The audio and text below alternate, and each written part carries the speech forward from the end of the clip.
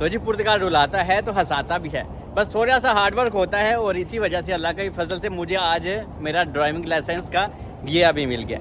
अभी फ़िलहाल मैं हूँ कहाँ पे, विज़ू में हूँ, और कौन कौन से डॉक्यूमेंट्स चाहिए। और ये गलती आप कभी ना करना, क्योंकि यहाँ पे कुछ लोग थे उनसे भी ये गलती हुई, तो प्लीज़ आप इन सारी चीज़ों का ख्याल रखिएगा। और मैं वीज़ू से अपना प्रोसेस करवा के अभी लिस्बन में वापस आ गया, और लोगों ने कुछ गलतियाँ की, कुछ मैंने भी की, वो आपने नहीं करनी। लोगों ने क्या की है कि विदाउट अपॉइंटमेंट गए थे, तो कुछ लोगों का प्रोसेस उन्होंने किया, लेकिन कुछ लोगों को उन्होंने कहा कि भाई या तो आप कल आएँ सुबह सुबह या तो फिर अपॉइंटमेंट लेके हैं, तो ये चीज़ का आपने ख्याल रखना है। तो जी अभी आपको डिटेल बताता हूँ। डिटेल में सबसे पहले आपके पास 30 यूरो होने चाहिए जो आपने पे करने होते हैं गवर्नमेंट पुर्तगाल को IMT में जाके, और सिर्फ 30 यूरो में आप अपना Indian Pakistani driving licence change करवा सकते हैं और गिया ले सकते हैं। ये गिया मतलब कि समझ लें आप इसके ऊपर ड्राइव भी कर सकते हैं, चाहे आपको वो कार्ड वाला लाइसेंस मिले या ना मिले, क्योंकि उसको आने में तो टाइम लगता है। किसी को 1 महीना लगता है, किसी को 2 हफ्ते में भी आ जाता है, किसी के 3 4 6 महीने भी लग जाते हैं। तो अगर आपके पास कार्ड नहीं है तो आप इसके ऊपर भी ड्राइव कर सकते हैं। सबसे पहले 30 यूरो इसकी फीस हो गई। उसके बाद यहाँ पे ये देखें क्या लिखा हुआ है, मैं आपको जूम करके दिखा दूं अगर आपको ये दिख रहा है। यहाँ पे लिखा हुआ है A1, A2, B1 और B। ये देखें गाड़ियों के निशान भी बने हुए हैं, और इसका मतलब ये है कि आप मोटरसाइकिल भी चला सकते हैं, हैवी बाइक भी पुर्तगाल में चला सकते हैं, नॉट इवन इन पुर्तगाल, पूरे यूरोप में। ठीक है, पूरे यूरोप का ये ड्राइविंग लाइसेंस बन के आएगा, तो इसका बहुत ही ज़्यादा फ़ायदा है। क्योंकि जनाब जर्मनी में अगर मुझे अपना लाइसेंस लेना है तो मेरा 3 से 4 हज़ार यूरो आराम से लग जाएगा। मेरा ही नहीं, सारे लोगों का आराम से लग जाता है। तो यहाँ पे देखिए 30 यूरो में हो रहा है सारा सिस्टम। तो इसके बाद इन्होंने एक वैन भी बनाई हुई है और एक नीचे छोटी सी कार है, मतलब कि जो 7 सीटर गाड़ी होती है आप वो भी चला सकते हैं। बस ट्रक वगैरह या बड़ी आप नहीं चला सकते, बाकी जो नॉर्मल गाड़ियाँ हैं जो रोड पे आप देखते हैं वो सारी की सारी आप चला सकते हैं, और आप टैक्सी का काम भी कर सकते हैं। ठीक है, तो जब आपने अपनी अपॉइंटमेंट पे जाना है, कौन से डॉक्यूमेंट्स आपने साथ लेके जाना है, और विदाउट अपॉइंटमेंट आपने नहीं जाना। और एक केस भी मैं आपको बता दूं, एक मेरे दोस्त हैं, बहुत ही जिगरी दोस्त हैं, वो कस्तेलो ब्रंको में गए थे, और वहाँ पे जब वो इवन अपनी अपॉइंटमेंट के साथ ही गए थे, तो उन्होंने कहा कि एक ऑनलाइन फॉर्म भी आपको फिल करना होगा। तो ये भी किसी जगह पे फॉर्म मांग रहे हैं, लेकिन फिलहाल वीज़ो में उन्होंने मुझसे नहीं मांगा था, ना ही किसी और से। तो अगर आपको वो ऑनलाइन फॉर्म की डिमांड करते हैं तो आपको वो पहले ही रिफिल करना होता है। ठीक है, तो ये चीज़ आपने अपने माइंड में रखनी है, क्योंकि अभी आहिस्ता आहिस्ता ये थोड़ी सी चीज़ें स्ट्रिक्ट भी कर रही हैं, लेकिन फिर भी बहुत ज़्यादा IMT के ऑफिस में आप अपनी अपॉइंटमेंट पे जाते हैं और सिर्फ फेस टू फेस ही आपका काम हो जाता है। तो आपको डॉक्यूमेंट्स कौन से साथ लेके जाने हैं, जो आपका इंडियन पाकिस्तानी ड्राइविंग लाइसेंस होता है वो तो लेके ही जाना है, और इसके बाद अपना NOC पाकिस्तानी अटेस्टेशन, ये पूरे ही आपने NOC अटेस्ट करवाना है पाकिस्तान से। और ये होता कैसे है, जब मुझे अपना NOC बनवाना था यहाँ पे, क्योंकि मैं आपको पता है पुर्तगाल लिस्बन में रहता हूँ, तो मैं एम्बेसी में गया था, पाकिस्तान की एम्बेसी में, और वहाँ पे मैंने उनसे एक लेटर ले लिया था कि हाँ भाई मुझे NOC चाहिए, और वो मैंने 9 यूरो आई थिंक पे किया था, और कार्ड से ही पे किया था अपने बैंक कार्ड से। और अगर आपके पास बैंक कार्ड नहीं है तो वो कैश में एम्बेसी वाले पैसे नहीं लेते, तो बैंक कार्ड आपके पास होना ज़रूरी है। सेकंड, उन्होंने मुझे एक फॉर्म दे दिया, वो मैंने फिल किया। उसके बाद उस फॉर्म को मैंने पाकिस्तान में PDF करके सेंड किया।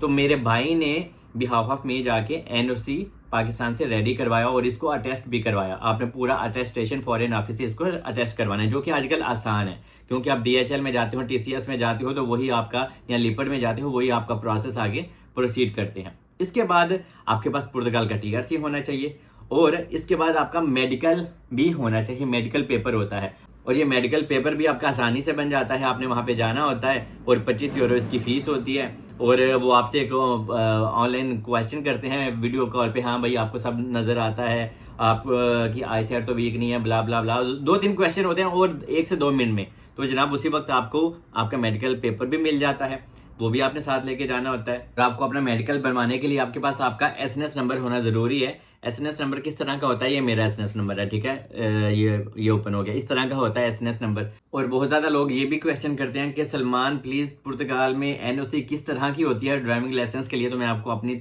थोड़ी सी दिखा देता हूँ।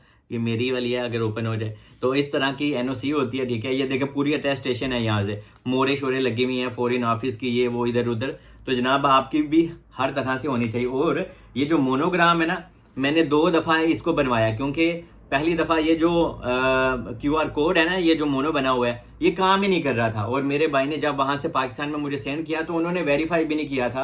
तो ये चीज़ का आपने भी ख्याल रखना है, इससे आपके पैसे भी थोड़े से वेस्ट होते हैं और टाइम भी ज़ाया होता है। तो मेरा टाइम भी ज़ाया हुआ, तो मैं एम्बेसी में भी गया तो वो स्कैन नहीं हो रहा था, क्योंकि यहाँ पे आपको लिस्बन एम्बेसी में भी अटेस्टेशन इसकी करवानी होती है। मैंने तो करवाई थी, ठीक है। तो एम्बेसी वालों ने कहा कि ये आपका QR कोड चल ही नहीं रहा।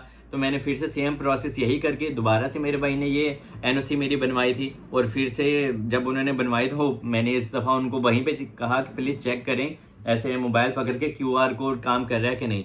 तो नॉर्मली तो ये काम करता है, लेकिन पता नहीं क्यों पहली दफ़ा में मेरा ये काम नहीं हुआ। लेकिन एनीवे आपने इस चीज़ का ख्याल रखना है, ठीक है। तो आपने ये सारे डॉक्यूमेंट साथ लेके जाने होते हैं। और जब वहाँ पे IMT में आपकी बारी आती है, वो आपसे आपका NIF नंबर या सोशल नंबर अगर आपसे पूछ ले, तो वो अगर आपके मोबाइल में भी है तो नो वरीज, आप उनको अपने मोबाइल में भी सेंड कर सकते हो। मैं भी वैसे फिजिकल भी लेके गया था, लेकिन मैंने मोबाइल में ही उनको दे दिया था और दिखा दिया था, ठीक है। एक चीज़ का आपने ख्याल रखना है कि जुनता आपका अगर वैलिड है ना तो बहुत अच्छा है। अगर आपका जुनता वैलिड नहीं भी है तो इतनी खास परेशानी नहीं है, लेकिन कोशिश करें आपका जुनता वैलिड हो, क्योंकि उसी एड्रेस के ऊपर आपका जो ड्राइविंग लाइसेंस है वो जाएगा और जो ड्राइविंग लाइसेंस के ऊपर एड्रेस भी होगा वही होगा। तो आपने ख्याल रखना है, क्योंकि यहाँ पे पुर्तगाल लिस्बन में बहुत ज़्यादा प्रॉब्लम भी होती है कि अगर आपने किसी ऐसे इंसान का एड्रेस दे दिया है कि बाद में वो आपको ब्लैकमेल ना करे, क्योंकि यहाँ पे बहुत सारी चीज़ें होती हैं। लोग आपसे फिर डिमांड भी करती हैं, हाँ भाई ड्राइविंग लाइसेंस आ गया, चलो 50-100 यूरो दो तो तभी हम आपको देते हैं। तो ये चीज़ें भी होती हैं यहाँ पे। तो आपने कोई अच्छा सा ही बंदा यहाँ देखना है या कोई आपका दोस्त वगैरह, तो इस चीज़ का आपने थोड़ा सा ख्याल रखना है। और देखिए मैं लिस्बन में रहता हूँ, लेकिन मैंने अपने लिए IMT विज़ू की चूज़ की, क्योंकि ये विज़ू की IMT बहुत अच्छी है। कुछ लोगों को 2 से 3 हफ्तों में भी मिल गया, लेकिन आजकल थोड़ा सा प्रॉब्लम भी कर रही है, ठीक है। लेकिन मेरा जो ड्राइविंग लाइसेंस है उसमें थोड़ा सा मसला भी है, लेकिन फिर भी मैंने अभी अप्लाई किया, देखते हैं कब तक आता है, तो अल्लाह करे। लेकिन अभी मैं चाहूँ तो ड्राइव कर सकता हूँ, ठीक है, इस गिया के ऊपर, ये जो पेपर आपको दिखाया था। बाकी जब जो ड्राइविंग लाइसेंस का कार्ड होता है उसकी तो फिर क्या ही अलग पहचान होती है और उसका मज़ा आता है, और आप बहुत फ्रीली हो जाते हो पूरे यूरोप में आप जाएं। क्योंकि ये जो गिया का पेपर है ना, इसके ऊपर मैं सिर्फ पुर्तगाल में ट्रैवल कर सकता हूँ, गाड़ी चला सकता हूँ, लेकिन मैं आउट ऑफ पुर्तगाल में नहीं जा सकता। अगर मैंने आउट ऑफ पुर्तगाल में जैसे कि स्पेन में ड्राइव करना है तो मेरे पास प्रॉपर कार्ड होना चाहिए, इन्फॉर्मेशन भी आपके पास होनी चाहिए। ये ना हो गिया के ऊपर आप तुसी जर्मन पहुंचे हुए उसे जाके नवा ही कट्टा खुले हुए, तो इस चीज़ का भी आपने ख्याल रखना है। और अभी आपको बताता हूँ कि बेस्ट IMT सेंटर ऑफिस कौन सा है जहाँ पर ड्राइविंग लाइसेंस की रेटिंग सबसे अच्छी है। तो मदेरा बहुत अच्छा है, लेकिन मदेरा अगर आपने जाना होता है तो आपको अपने लिए प्लेन की टिकट बुक करनी होती है, क्योंकि वहाँ पे बसें नहीं जाती। तो आपका खर्चा वहाँ पे ठीक ठाक होता है, लेकिन मदेरा की IMT बहुत अच्छी है। लोगों के कार्ड है, कुछ लोगों के तो 1-1 हफ्ते में भी आते हैं। तो मदेरा अच्छा है, लेकिन कुछ लोगों का 1 महीना भी कभी कभी ले लेता है, लेकिन मदेरा की रेटिंग बहुत अच्छी है। उसके बाद इवोरा की भी बहुत अच्छी है, इवोरा होता है, वो लिस्बन से तकरीबन बस पे जब आप जाएंगे तो 1.5 घंटे में पहुंचते हैं।